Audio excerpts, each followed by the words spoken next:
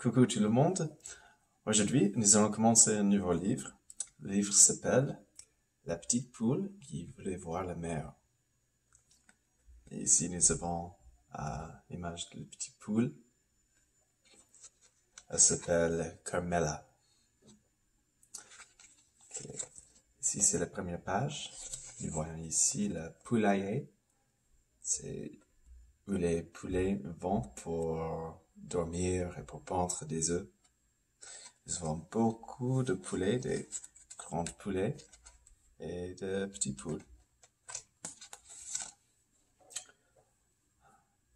Au poulailler, c'est l'heure de la ponte. Sous le regard attendri de leur mère, les petites poules s'appliquent et se donnent beaucoup de mal. Seule Carmela refuse de faire son œuf. Pendre, pendre, toujours pendre, protesta-t-elle. Il y a des choses plus intéressantes à faire dans la vie. Si nous avons la prochaine page, nous avons ici un oiseau qui n'est pas une poule. Et il y a des images ici, des monstres qui viennent de la mer. Ici, nous avons encore Carmela, qui semble écouter des histoires que ce grand oiseau raconte. Carmela préfère écouter Pedro, le cormoran, lui parler de la mer. Pedro a beaucoup voyagé, et même s'il est un peu menteur, la petite poule adore les histoires merveilleuses qu'il raconte. Un jour, moi aussi, j'irai voir la mer, se dit la petite poule.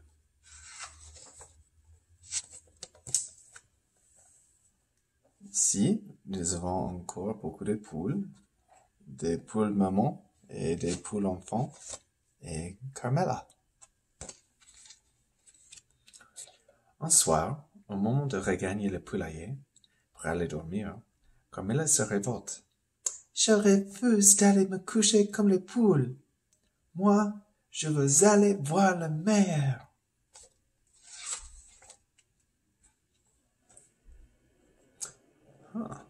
Ici, nous avons une image d'un coq. Et il y a Carmela aussi.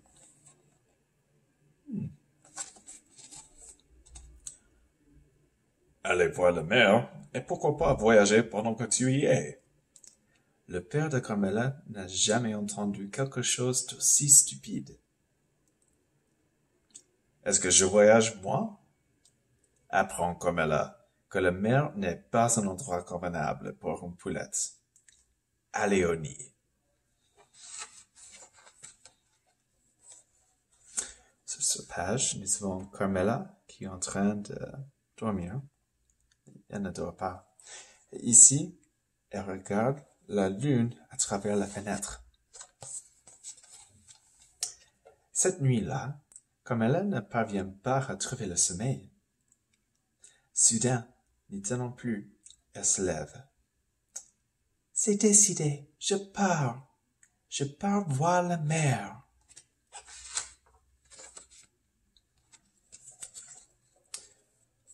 Dans cette page, nous avons Carmela qui quitte le poulailler.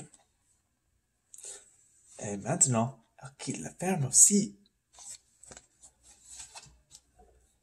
Carmela regarde une dernière fois son papa, sa maman, ses frères, ses sœurs, ses cousins, ses cousines, et quitte le poulailler sans bruit.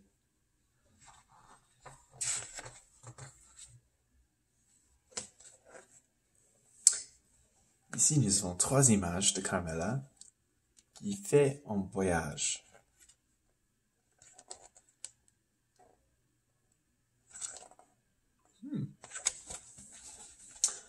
Courageusement, Carmela s'enfonce dans la nuit.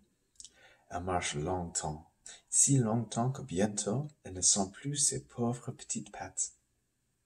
Mais au matin, ses efforts sont récompensés.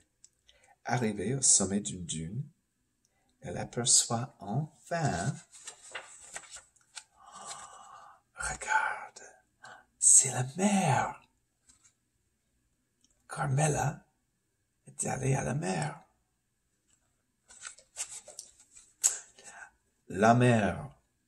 Carmela est éblouie par le spectacle merveilleux qui s'offre à ses yeux. Comme c'est beau! S'écrie la petite poule.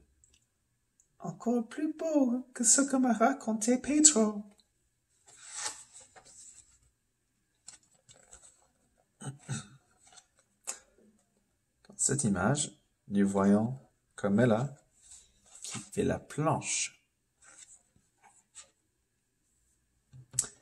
Impressionnée par les immenses vagues, Carmela hésite à entrer dans l'eau. Elle commence par faire des châteaux de sable, ramasse des coquillages, déguste des crevettes. Puis elle se jette à la mer.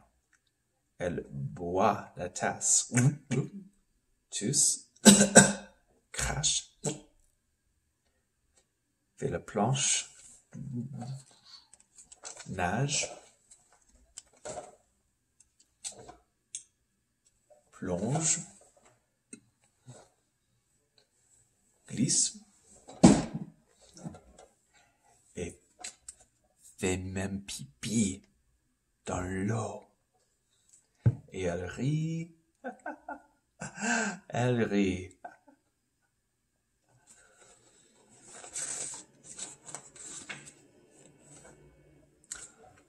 Sur cette page, nous voyons Carmela sur la planche.